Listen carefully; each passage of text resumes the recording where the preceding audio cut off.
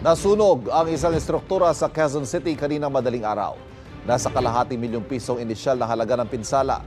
May unang balita live si Bam Alegre. Bam!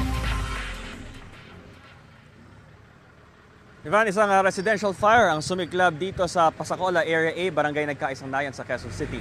Naapula na ito sa mga oras na ito. Pasado alas 2 na madaling araw, nang alertuhin ng mga bumbero sa sunog. Unang alarma, hudyat, para sa pagresponde ng hindi bababa sa 4 na truck ng bumbero. Ang natupok ng sunog, isang estruktura na may 7 magkakahilerang kwarto. 7 pamilya ang naapektuhan. Sa taya ng Bureau of Fire Protection, nasa kalahating milyong piso ang inisyal na halaga ng pinsala. Bago mag-alas 4 ng umaga, nakontrol ang sunog. Tuluyan itong naapula ng 4:16 a.m.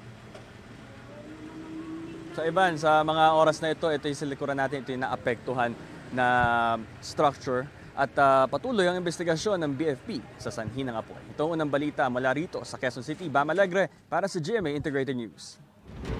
Kapuso, huwag magpapahuli sa latest news and updates. Mag-iuna ka sa balita at mag-subscribe sa YouTube channel ng GMA Integrated News.